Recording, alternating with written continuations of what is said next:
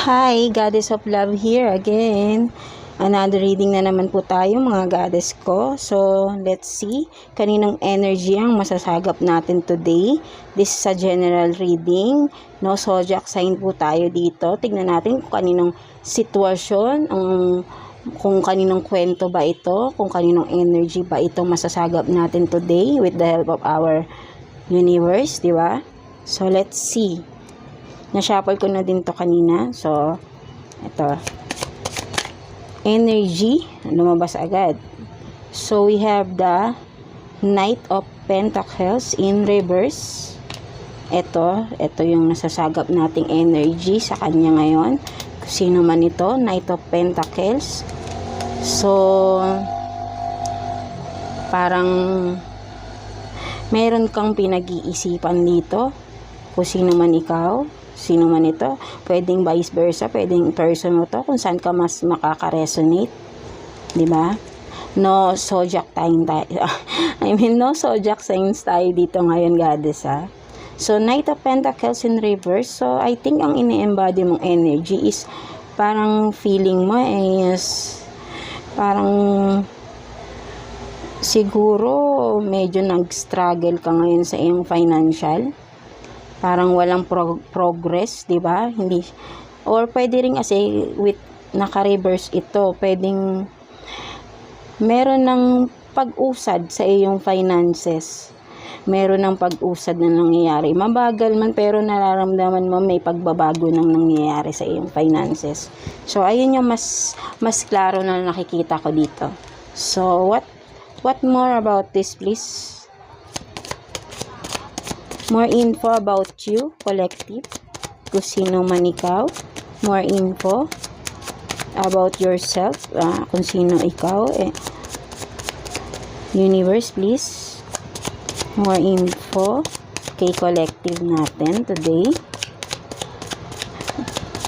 Ano pang energy ng ating collective? Universe, Holy Spirit, please. More information sa ating collective. More information. So, 10 of Cups in reverse. So, I think na nanggaling ka sa separation. Maybe with your husband or wife. Or kung di man kayo kasal, pwede rin kumaga parang live-in partner, may something ending or separation na nangyari, or kung hindi man, pwedeng nagkakaroon kayo ng problema ng partner mo, ng husband or wife mo as of this moment, or pwedeng sa future, or pwedeng sa past na rin to nangyari. Take what's resonate, diba, collective? So, let's see. More information. Gusto ko pa nang mag-gather ng information sa ating collective. Kung anong meron sa'yo ngayon, collective. So, ayun. May separation, may conflict sa partner mo ngayon. Parang ito, kaya siguro ngayon, kaya naapektuhan ng iyong finances. Pero ngayon, slowly, nagkakaroon ng pagbabago. Diba? So, let's see. 7 of Swords. So, eto nga, merong someone na kasi ito, energy mo, kumaga 7 of Swords ka, meron kang mga bagay na sinisekreto, meron kang mga ideas, o meron kang mga gustong gawin, pero ang nakikita ko rito is sinisekreto mo lang siya ngayon. Kumaga, hindi mo sinasabi sa iba. Ito yung na-sense ko sa'yo. Collective, meron kang mga bagay na, or may mga plano ka na ayaw mong sabihin sa iba, na nasa sayo lang, hindi mo siya sinasabi. And with eto, diba? Tama? Magka-connect. So, ito nga. With the moon, meron kang mga bagay na sinisekreto.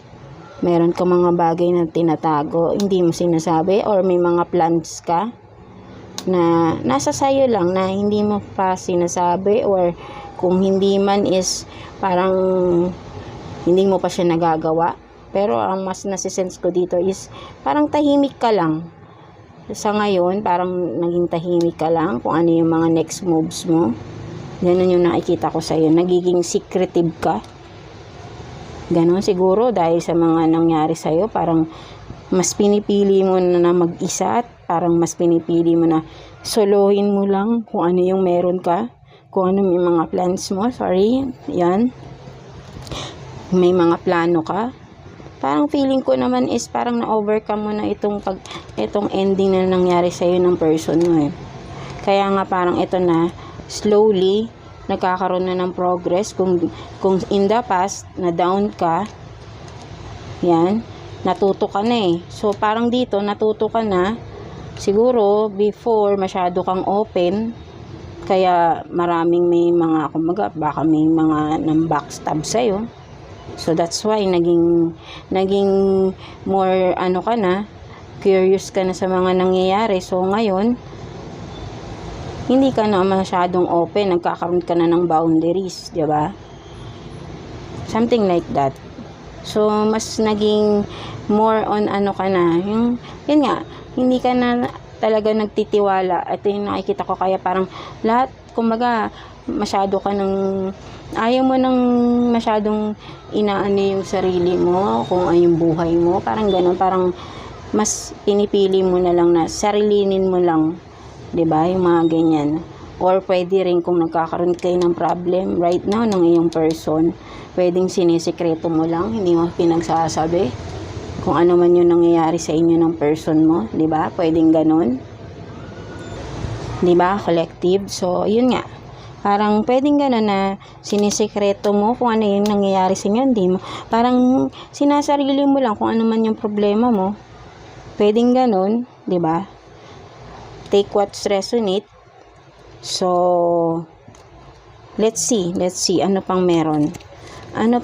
So, tingnan natin anong meron sa love life ni collective natin, universe. Anong meron at anong nangyari sa love life ng ating collective? The Sun.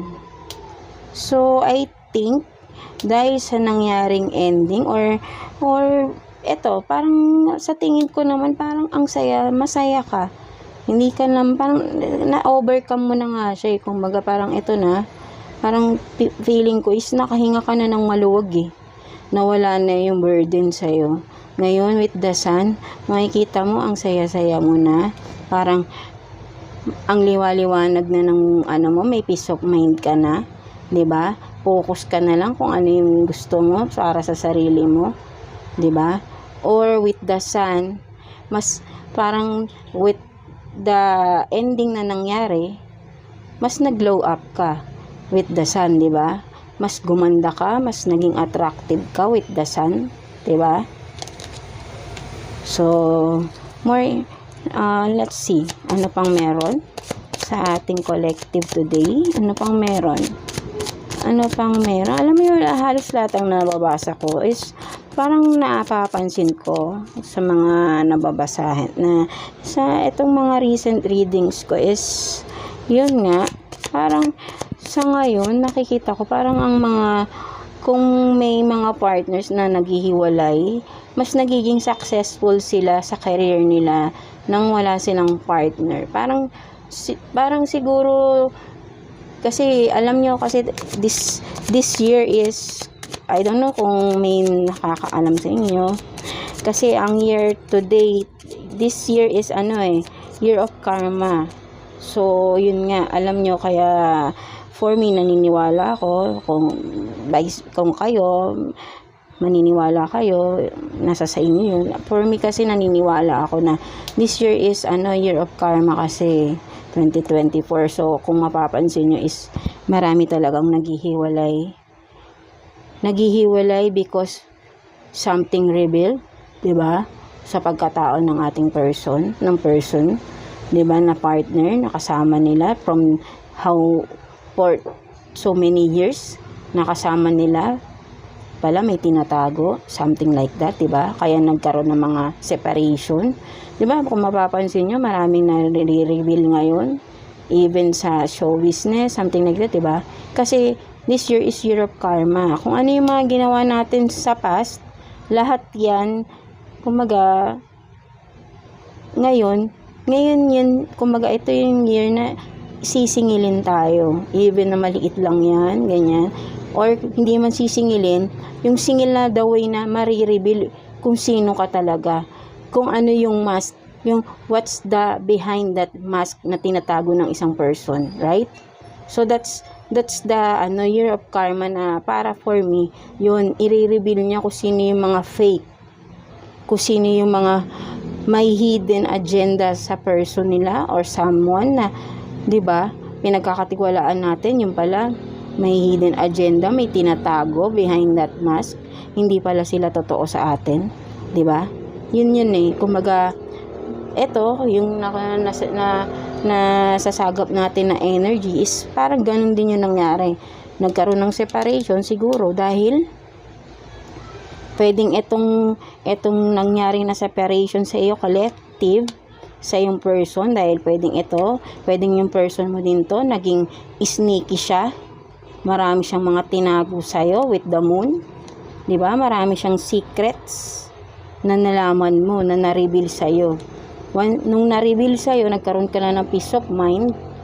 Ngayon, bumabangon ka slowly but steadily, 'di ba? With the sun, nagkaroon ka ng peace of mind, mas gumanda ka pa, mas naging attractive ka pa, mas naging confident ka dahil nawala na yung burden sa iyo. 'Di ba? So, more info about this, please, universe. Sa ating collective ngayon na nasa glow up stage. Wow. 'Di ba? So, ayun nga, 'di ba? Kasi 'di ba? So, the emperor. So, pwedeng ikaw to or pwedeng ito yung person mo. With the emperor, ito yung someone na nasa authority, or kung hindi man is sasabihin natin yung gusto niya siya yung nasusunod. 'Di ba? Ang emperor kasi ganun ang ugali eh. Gusto niya siya yung sinusunod, yung bang very controlling na tao. So pwedeng ito yung person mo.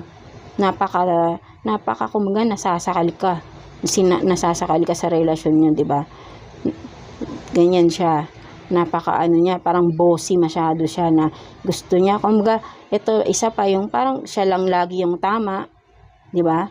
Hindi kanya pinakikinggan kasi ang emperor nasa authority siya, kumaga siya lagi ang tama, siya dapat ang pakinggan kahit na alam nating mali, pero para sa kanya siya yung tama, di ba? So let's get more info sa collective natin. Ano pa, universe, sa ating collective? More info, please. Page of Pentacles in reverse. So, yun nga. So, I think, with this emperor, kung sino man ito, take what resonate, vice versa tayo dito. Itong emperor na to na controlling, masyadong maigo, pero, with the page of Pentacles, napaka-immature na tao. Kumbaga, yun nga sinasabi ko, 'di ba?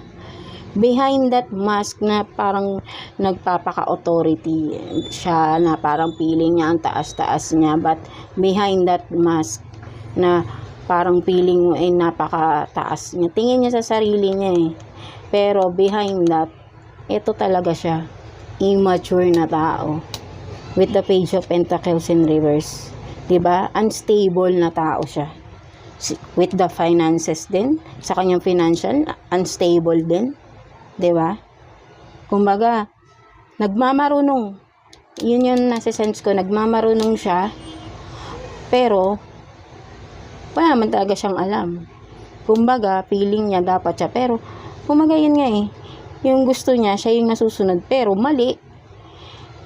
Parang gusto niya lahat siya dapat ang pakinggan, ganyan. Pero wala naman talaga siyang mabubuga. Kumbaga, behind that, being an emperor, kumbaga, ini-embody niya ang emperor kasi nga, controlling siyang tao. Kinokontrol ka niya, or either ikaw ang nangongontrol sa person mo. Kinokontrol mo dahil ito talaga yung totoong ikaw, or siya. behind that controlling person, napaka-immature naman, di ba? At unstable siya financially. So, let's see. More info. Universe, please. Sa ating collective. Collective. Yes. More info about this. Sa anong pang meron sa ating collective today? Sa kanyang story. May parang, this is a love story, right? So, tingnan natin, love story. So, let's see. Ano pang messages or ano pang pwede nating malaman sa ating collective? Para tayong chismosa dito, no? Pero hindi. Let's see. Diba? Let's see. Ano pang pwede nating maging gabay sa ating collective? Ano pang meron? Universe, please. 5 of Cups. So, ayun nga, di ba? Dahil sa immature na tao, na person, yun. Nagkaroon ng, ng pain, kalungkutan, di ba? Dahil sa isang tao na napaka-controlling. Ayun ang naging problema. Kumbaga parang ito, tapos na kasi, parang iniisip mo na lang to eh. Malungkot, syempre masakit. Pero, syempre, collective, tanggapin natin, right? Kasi, para sa akin, hindi naman siguro, I think, hindi siya nakakatulong. Or, hindi siya makakatulong sa'yo. Kasi, ngayon, nagigain ka na ng, kumbaga, ito na moving forward ka na, or moving on ka na sa sarili mo eh. 'Di ba? Slowly, nagkakaroon ka na, parang, bumabangon ka na slowly man. Pero masaya ka na eh. Nagiging masaya ka na kasi wala na yung controlling na tao sa buhay mo. Right? Na nagbigay lang ng sakit, ng kung ano-anong pain sa'yo, diba? So, let's see. Ano pang meron sa ating collective? Ano pang meron?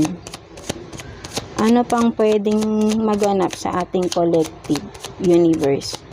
So, ngayon, you're single. Pwedeng single mom, single dad. Diba? No gender tayo dito. So, eto na lang. So, ano pa, kung mayroon bang mga paparating sa ating collective universe?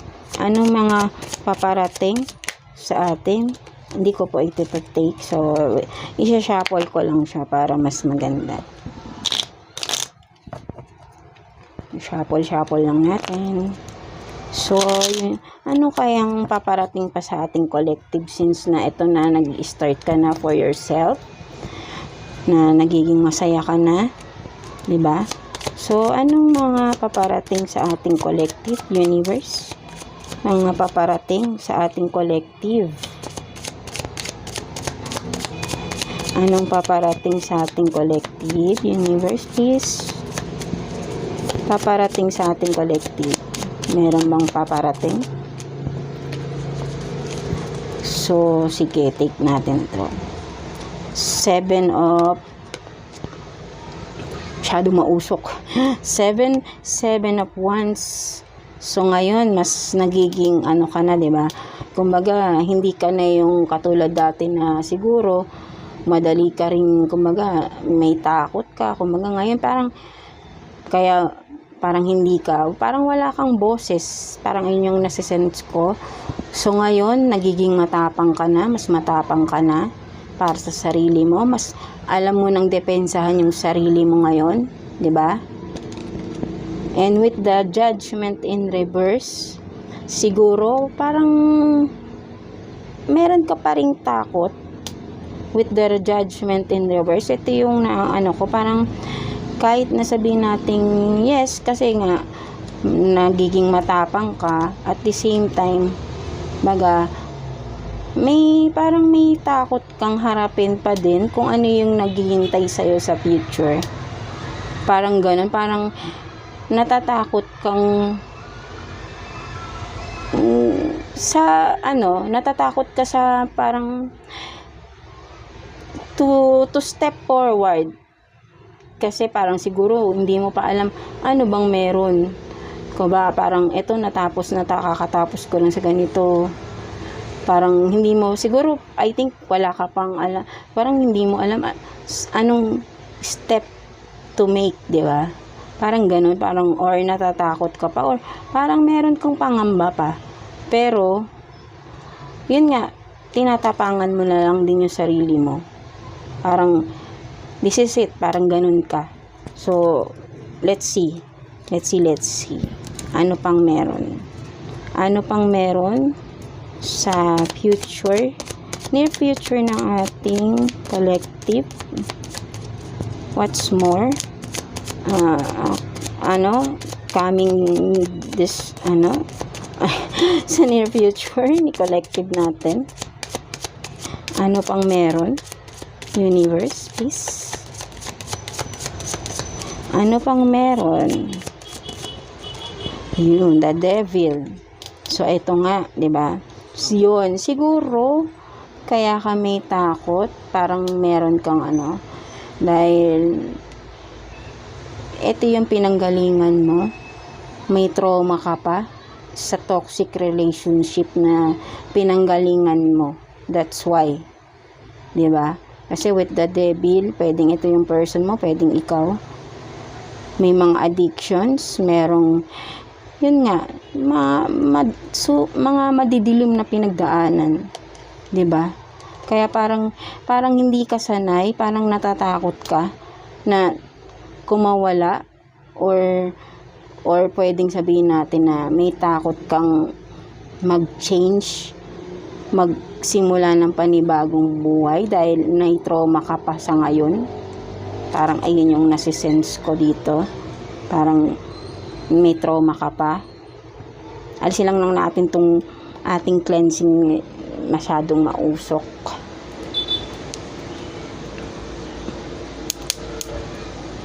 So, ayun nga. Wait lang. So, that's it, 'di ba? Yun nga yung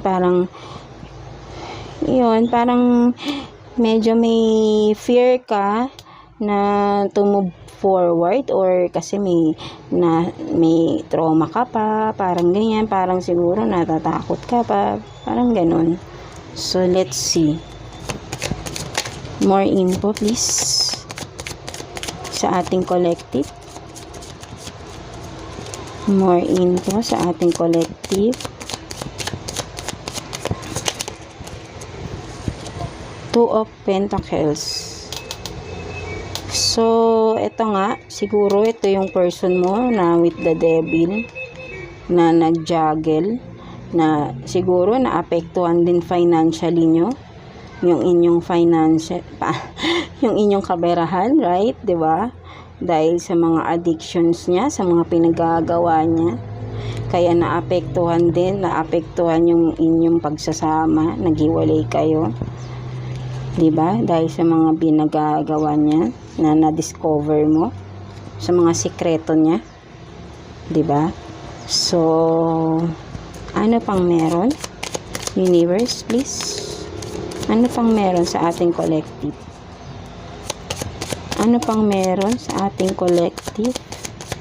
Ano pang meron? Please.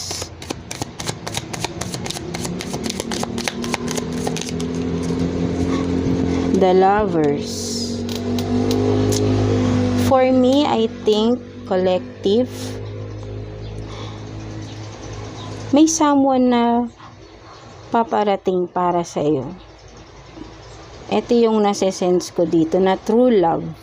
Kasi ito na Kasi galing ka sa separation. So, parang ito, may someone na paparating sa iyo na parang feeling ko dito with this image na ito, 'di ba? May light na parang ito yung nasa-sense ko dito na parang destined kayong dalawa, na parang I think na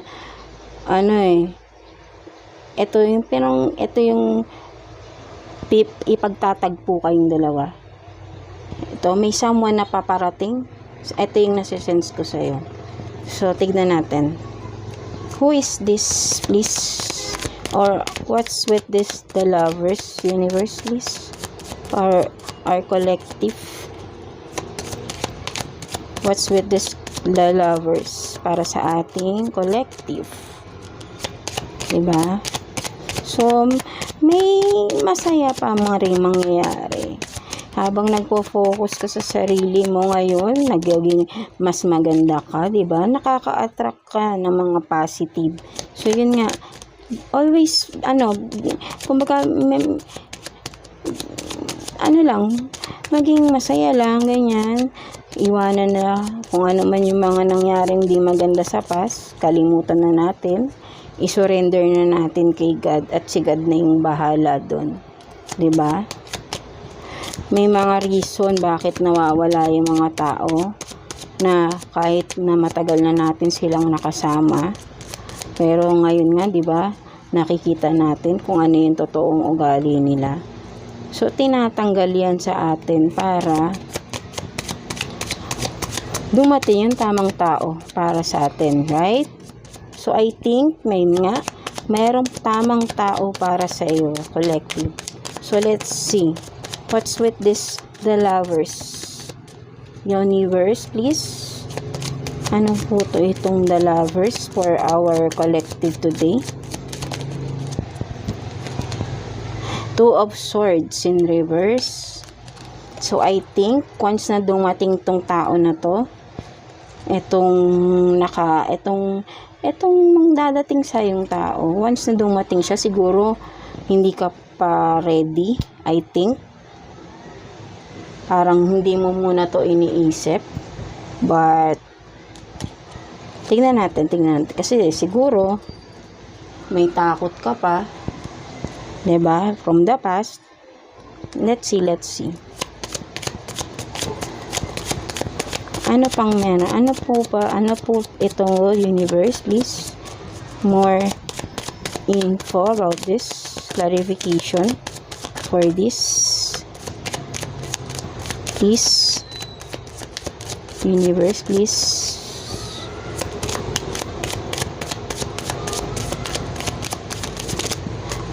Tingnan natin. Wait. Okay. I-shuffle ko lang.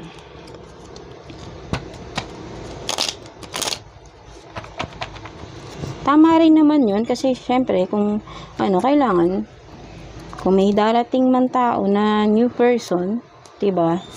Kumbaga, parang dapat pag-isipan din natin maigi. Diba? Pag-isipan mo maigi, collective, kasi syempre nanggaling ka pa lang sa isang napaka sakit na diba? Past relationship. So, it's okay. Take your time na to heal yourself, diba?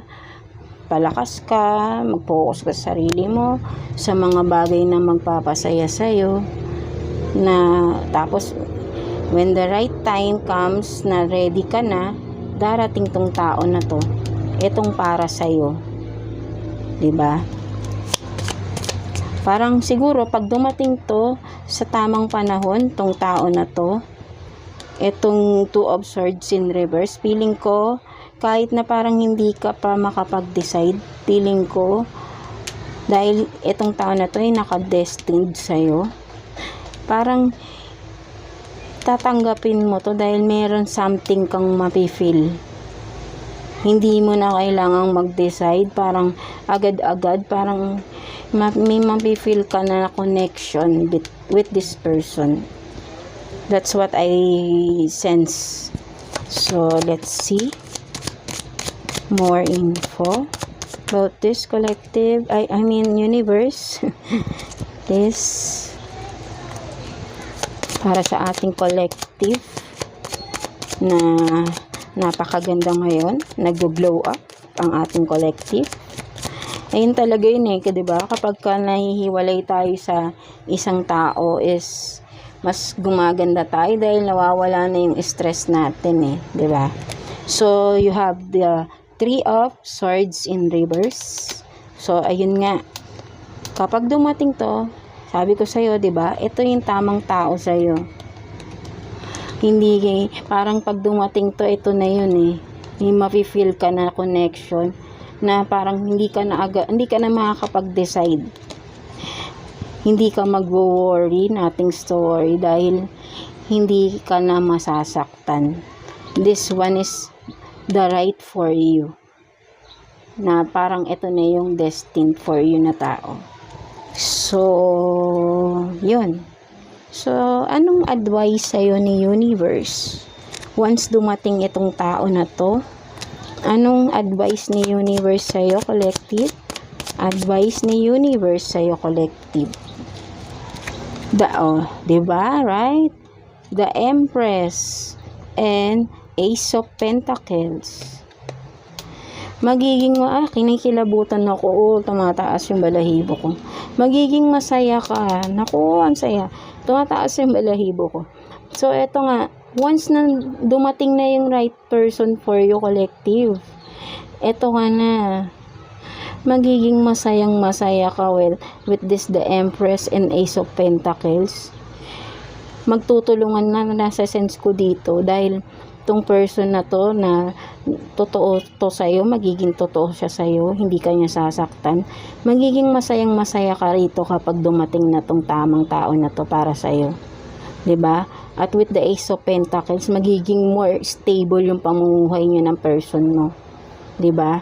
Magiging happy lang kayo, magiging stable, more abundant, 'di ba? Kumbaga parang binless ka dito eh. Binless ka dito ni Universe ng ating Panginoon ni God. Ganyan. Parang ito na, deserve mo to sa lahat ng pinagdaanan mong hirap before sa past. 'Di ba? Ito ka na. So, advice ni Universe is, okay, take your time. Take your time to heal. Love yourself.